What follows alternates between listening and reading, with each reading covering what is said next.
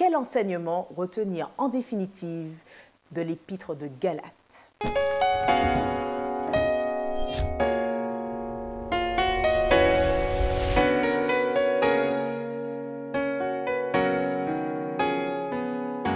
Bienvenue chers amis dans votre émission Autrement dit, c'est un plaisir de vous retrouver en compagnie de Patrick et de Bruno. Bienvenue à vous deux. Nous poursuivons et achevons l'étude autour du livre de Galates et ce, en votre compagnie. C'est vrai que nous allons nous attarder sur la deuxième partie du chapitre 6, alors précisément des versets 11 au verset 18. Et là, il s'agit de la conclusion de Paul. En définitive, nous allons voir quel est le message qu'il a voulu faire passer à travers cet épître et sur quoi il met l'accent particulièrement en sa conclusion. Alors c'est vrai que dans cette conclusion, on voit que Paul mentionne le fait qu'il a écrit, en tout cas, cette épître de sa propre main et ce, en gros caractère. Pourquoi cette précision, selon vous? C'est amusant parce que le fait de le souligner, de se poser la question, les seules réponses qui pourraient satisfaire à cette question-là, ce serait de dire qu'il a voulu, en fait, montrer une importance particulière à ce qu'il écrivait, à ce qu'il disait. Il voulait montrer, en fait, qu'il a pris le temps de le faire de sa propre main parce qu'il voulait souligner que c'était important pour lui. Et en disant cela, je suis en train de me rendre compte que les seuls écrits dans la Bible, que Dieu a écrit de son droit, ce sont les 10 commandements. Et c'est amusant, en fait, de voir que Paul dit ici qu'il a écrit, qu'il a pris le temps d'écrire de sa main, parce qu'on sait effectivement que Paul, il utilisait, en fait, des scribes, voilà, ce qu'on appelle aujourd'hui des nègres, en fait. Lui, il parlait et c'est des scribes qui écrivaient. Et là, il prend la peine de dire à ses j'allais dire auditeurs, enfin, à ceux à qui il écrivait. Aux Galates. Voilà, aux Galates, qu'il a pris la peine de le faire de ses propres mains, parce que ça comptait pour lui, en fait. Donc, Paul voulait leur montrer que ça comptait pour lui, que c'était important qu'il le sache, qu'il a pris le temps de le faire parce que c'était important pour lui, en fait. Alors, quelle est la couleur de sa conclusion par rapport à ces autres épîtres pour les Galates? Est-ce qu'il y a une connotation particulière? Alors, c'est vrai que Paul est à la fois pasteur, théologien, exégète, et tout au long des chapitres de l'épître aux Galates, tantôt il a été très loin dans l'argumentaire théologique, etc. À d'autres moments, on a vu la dimension plus pastorale, émotionnelle, le cœur parlait. Et là, il conclut, mais j'ai l'impression qu'il combine deux choses. À la fois l'aspect pastoral, il va plaider une dernière fois, on a envie de dire, et il ne peut pas conclure la lettre sans rappeler en fait le cœur de sa préoccupation. Galates, ce n'est pas une question de circoncision, c'est un message central sur la justification par la foi seule. Ne vous laissez pas tromper, revenez de votre égarement, ne tombez pas dans le piège qui consiste à croire que le salut serait accordé à ceux qui le méritent sur la base de l'appartenance à un groupe ou alors par rapport au fait qu'ils ont été circoncis. Donc il est préoccupé, donc il termine, mais il se dit peut-être qu'il faudrait encore plusieurs chapitres parce que j'ai l'impression que vous n'avez pas encore compris. Donc c'est une sorte d'insistance et quelque part hein, dans ses propos, on sent qu'il y a une certaine tension. On n'est pas dans le grand classique où Paul dit, voilà, eh bien, je suis content de savoir que vous tenez bon, saluez-moi un tel et une telle, etc. Il est en train de lancer une dernière, il brûle sa dernière cartouche en disant, voilà, bon, j'ai tout fait, bon, là, j'essaie de donner un dernier coup pour voir si quand même vous pouvez sortir de votre torpeur. Donc, le courrier, l'épître a une tonalité un petit peu différente, mais on retrouve là Paul qui a cette préoccupation pastorale pour des personnes qu'il aime et aussi une préoccupation parce que le problème n'est toujours pas résolu. Il y a encore des Galates qui sont prisonniers de cette mentalité totalement incompatible avec l'Évangile, qui est de croire que oui, il faut pouvoir se faire circoncis sous l'influence de ces judaïsants hein, qui essayaient de les ramener en arrière plutôt que de les faire progresser dans leur cheminement. Et ça, c'est une vraie préoccupation pour l'apôtre Paul. À ce propos, Paul, dans sa conclusion, fait référence à ceux qui souhaitent la circoncision des autres en disant que ceux-ci veulent se glorifier dans votre chair. Alors, qu'est-ce qu'il veut dire là? Essayons de comprendre malgré tout ce qu'il veut encore dire dans cette conclusion. Quel message il veut faire passer? En fait, effectivement, quand il dit ça, et Paul est en train de dire que ces personnes font passer en fait leur ego, leur moi, avant l'évangile. Parce que pour Paul, il sait très bien que le fait que les autres veuillent obliger ces personnes à se faire circoncire, c'est pour en quelque sorte s'enorgueillir ou dire on a eu ce qu'on voulait, ils se sont fait circoncire, voilà, c'est respecté, ils sont dans la droite ligne. Prime à la clé. Et c'est en quelque part justement l'erreur que nous ne devons pas faire parce que souvent le risque dans lequel nous pouvons tomber en tant que chrétiens, parce que c'est de chercher une certaine gloire, c'est de chercher une certaine reconnaissance, en fait. Et Paul est en train de leur dire que finalement, tout ce qu'ils vont gagner, c'est de se dire « Ah, on a eu ce qu'on voulait, ils se sont fait circoncire », mais en réalité, Paul est en train de dire que ça ne sert à rien, que ce qu'il faut comprendre, et que ce soit pour les Galates, que ce soit pour nous aujourd'hui, que nous n'allons pas mériter le salut. Nous n'allons pas mériter le salut en faisant quoi que ce soit, que ce qui devait être fait a déjà été fait et que nous devons le prendre par la foi, en fait. Paul dit que lui, il se glorifie de la croix. Alors pourquoi à l'époque, les personnes se glorifiaient plus de la circoncision que de la croix?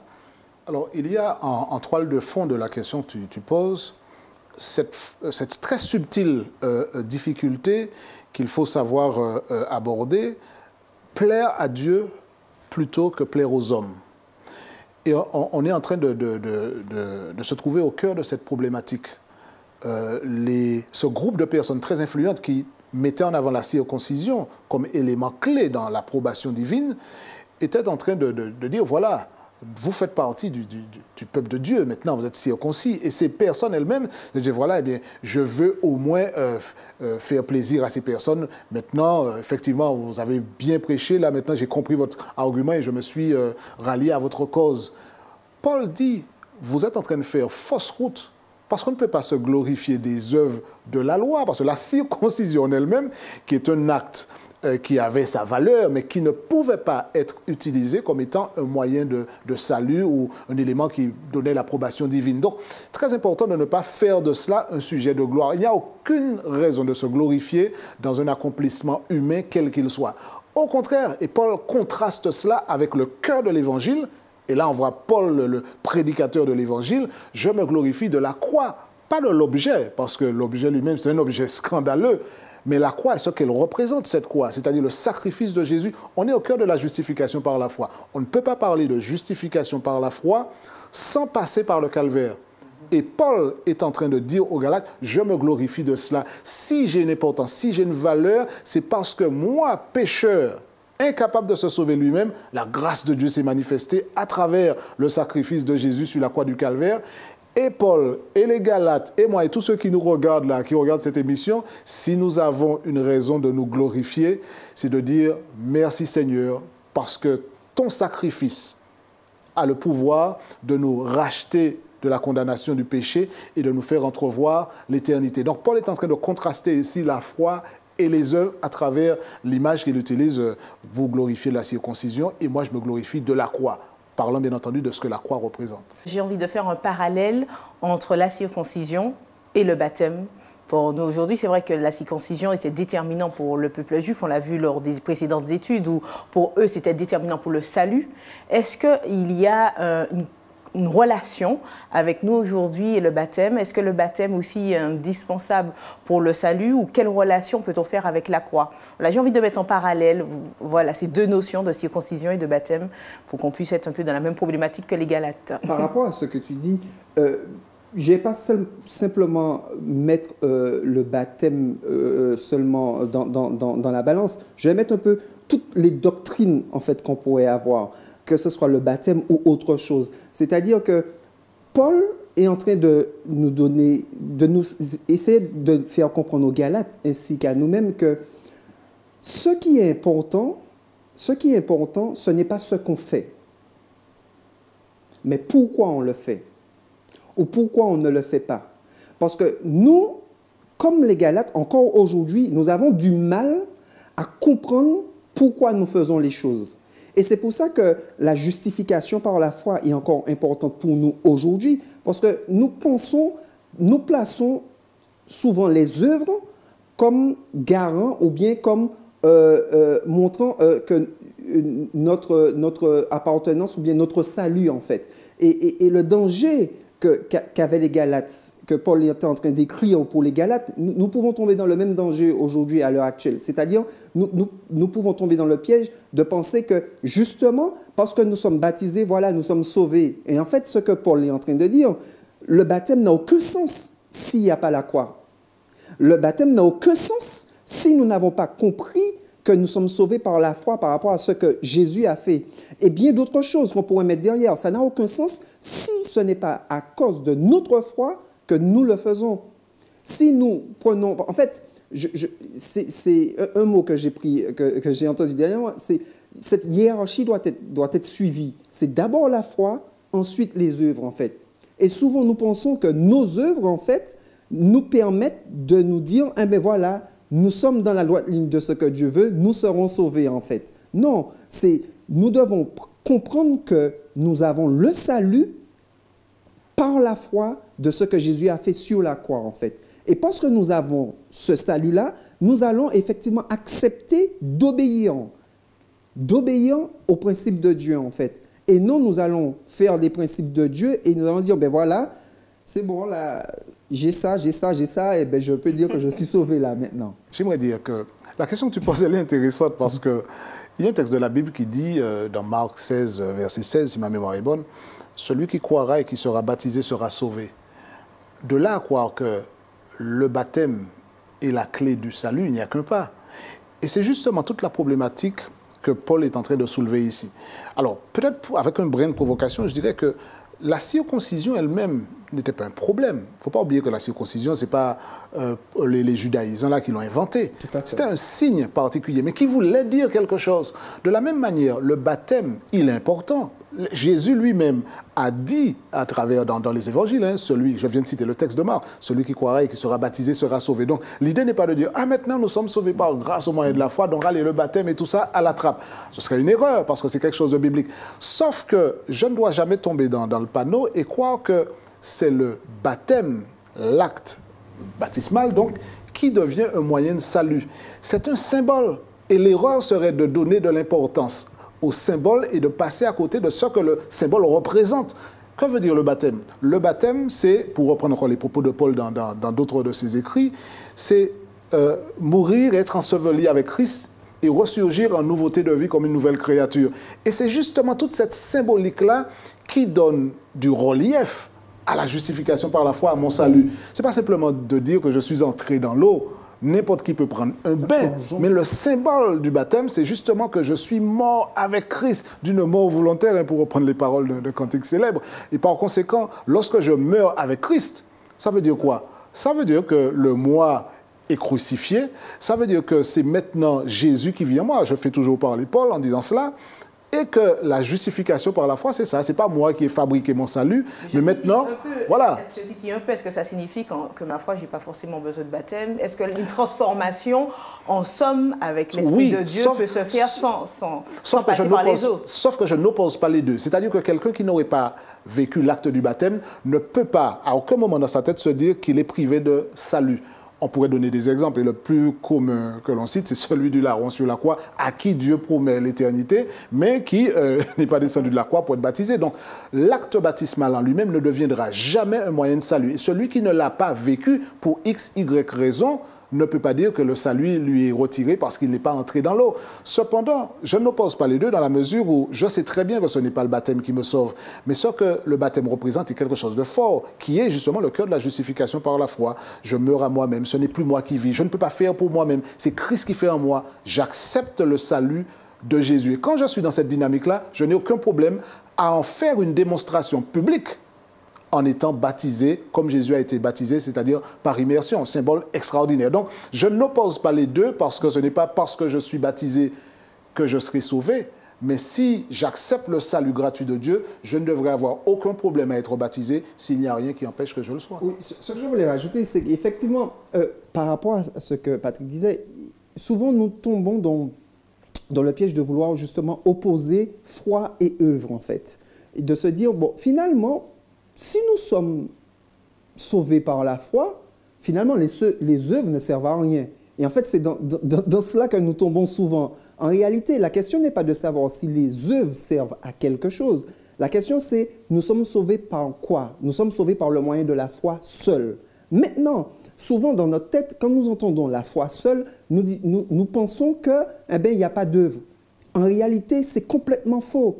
La foi, la vraie foi requiert les œuvres, en fait. La vraie foi découle, les œuvres en découlent. Sinon, c'est un sujet que j'ai déjà débattu ici, sinon, ça reste une simple croyance, en fait. Ce n'est pas la foi. À partir du moment où il est question de foi, ça veut dire qu'il y a les œuvres avec. Qui veut dire que par rapport au baptême, ou bien par rapport à d'autres doctrines, en fait, nous allons, à cause de notre foi, obéir à ce que Dieu demande. Qui veut dire qu'on ne dit pas tout simplement « Ah ben je crois que Dieu existe et puis voilà, c'est tout ». Non, ça veut dire que ça reste une croyance, ce n'est pas la foi. La foi nous démontre de par la Bible, de la Genèse à l'Apocalypse, qu'à partir du moment que quelqu'un a la foi, il a les œuvres qui suivent derrière. Pour reprendre l'exemple du larron, le larron n'est pas passé par les eaux du baptême, on est d'accord. Mais le larron a fait ce que pharisiens, ce que beaucoup de gens n'ont pas fait au temps où Jésus était là. C'est-à-dire qu'il fallait reconnaître en Jésus, en ce fils de charpentier, qu'il était venu de Dieu et qu'on avait le salut par lui. Et le larron a fait quelque chose d'extraordinaire, c'est là où on voit sa foi, c'est de se dire qu'effectivement, l'homme qui est nu à côté de moi, sur qui on crache, sur qui on insulte, je reconnais qu'effectivement c'est le Fils de Dieu. Et souvent nous diminuons parfois à tort le larron pour dire que finalement c'est facile. Non, c'est pas facile. Dieu demande, ce qu'il nous demande aujourd'hui, ce qu'il a demandé au larron, c'est qu'il demande à tout, c'est de lui faire confiance. Et le larron a réussi à avoir la foi que beaucoup n'ont pas eu alors qu'ils voyaient que Jésus était nu sur une croix, ensanglanté, et il a fait quoi? Il a défendu Jésus sur la croix. Voici l'œuvre à cause de la foi du larron. L'exemple est dans la continuité au verset 15. C'est vrai que Paul nous dit très clairement que ce qui importe, c'est d'être une nouvelle créature. C'est vrai que dans vos propos, vous avez débattu, vous avez mentionné cela.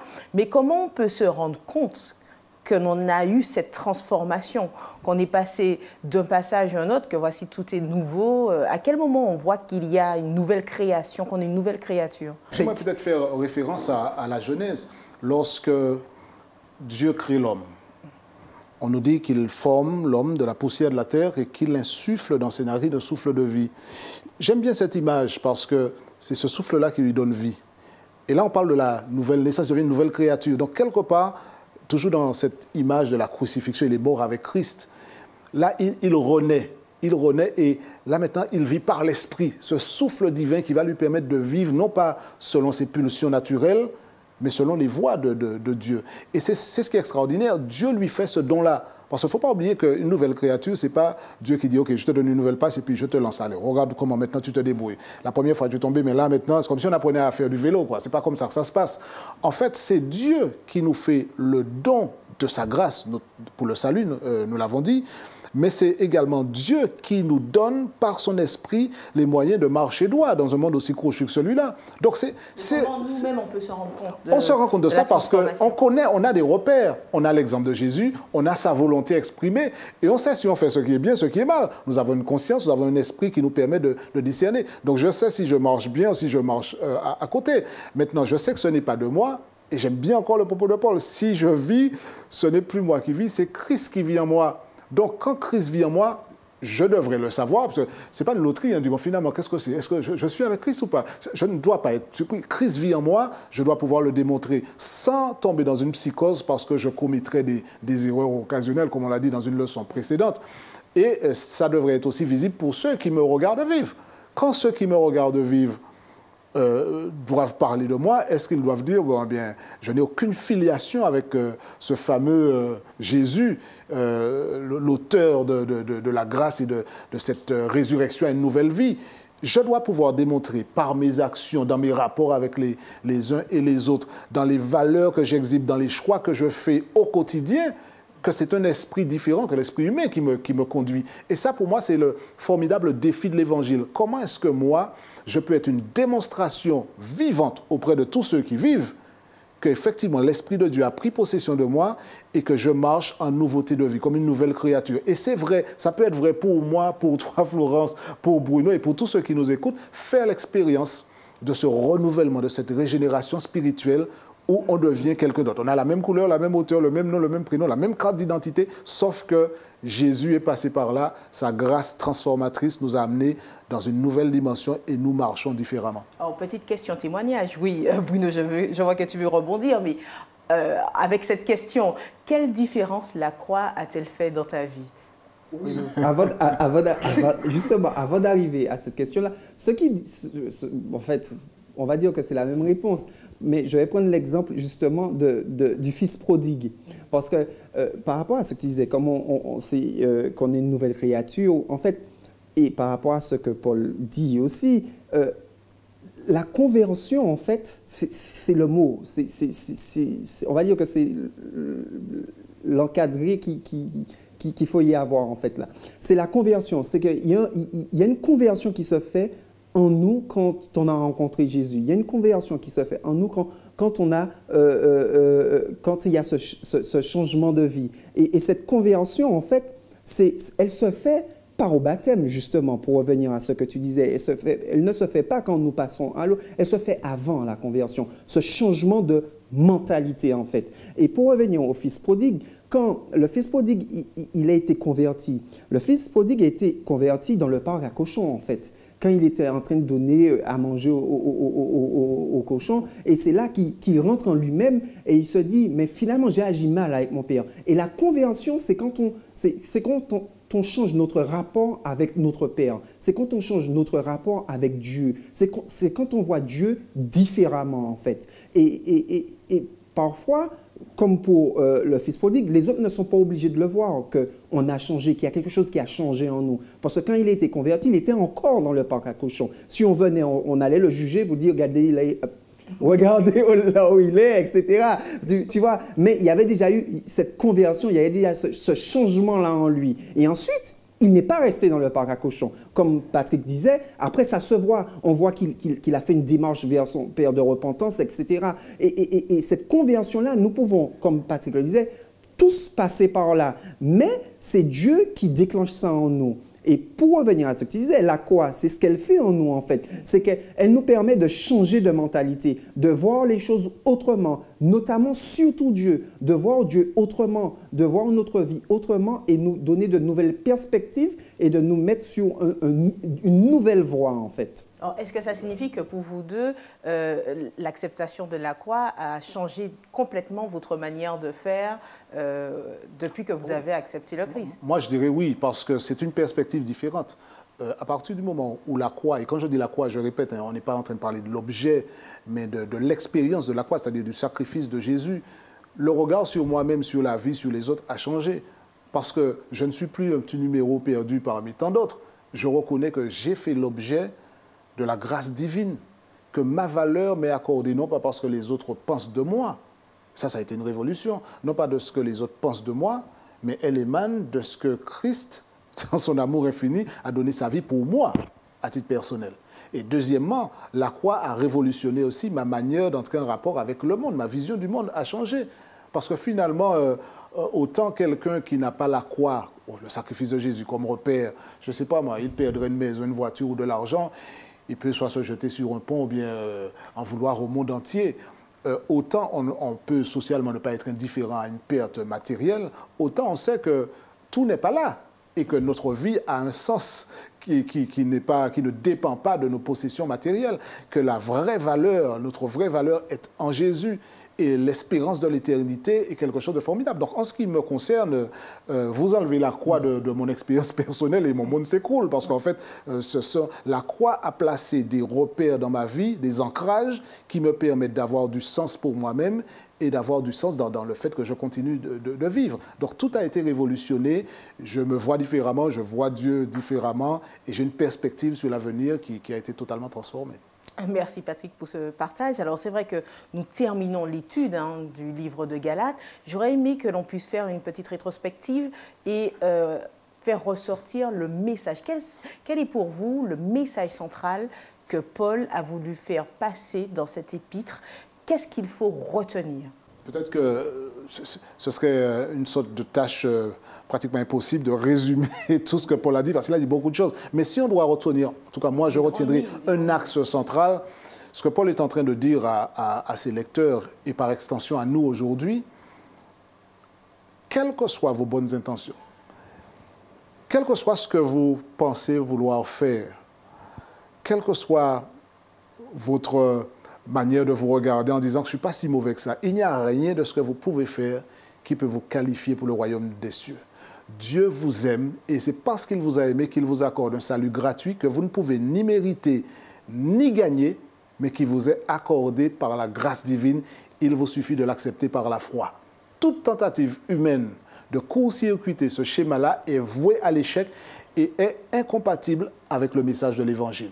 C'était vrai pour les Galates et c'est encore vrai pour nous aujourd'hui parce que beaucoup de chrétiens, tout en croyant en Dieu, tout en croyant même dans la justification par la foi, croient qu'il faut ajouter un petit quelque chose à côté, un bien faire, une image liste, une observation de commandement, des cases qui sont bien cochées pour dire qu'on a fait pour mériter la faveur divine. Et je crois que le message de Galates fait exploser en vol cette hérésie qui n'a aucune filiation avec l'Évangile et qui ramène Jésus au rang de figurant alors qu'il est le personnage central de l'Évangile. Et un mot de la fin, Bruno? C'est ce que Paul dit. Il dit qu'il n'y a qu'une chose de se glorifier. On ne peut se glorifier que de la croix, effectivement. Et on ne peut pas se glorifier des bonnes œuvres qu'on aurait faites ou des... non, c'est de la croix. Parce qu'en fait, quand nous regardons, quand nous lisons les évangiles, effectivement, quand Jésus-Christ, à la fin, il dira à certaines personnes qui vont venir vers Jésus, ils vont lui dire « Nous avons chassé des démons en ton nom, nous avons fait telle chose en ton nom, nous avons fait ceci en ton nom. » Tout ça, ce sont de bonnes œuvres. Et Jésus va leur répondre « Je ne vous connais pas. » Donc, nous comprenons bien quelle place doit avoir la croix et quelle place doit avoir la foi en Jésus-Christ par rapport aux œuvres, en fait. C'est la foi d'abord et les œuvres vont suivre, sans se poser des questions. Merci Bruno, merci Patrick, merci à vous de nous avoir suivis tout au long de cette étude autour du livre de Galates. Nous poursuivrons avec Paul au cours du prochain trimestre autour du livre des Romains. Nous vous donnons rendez-vous un prochain Autrement dit.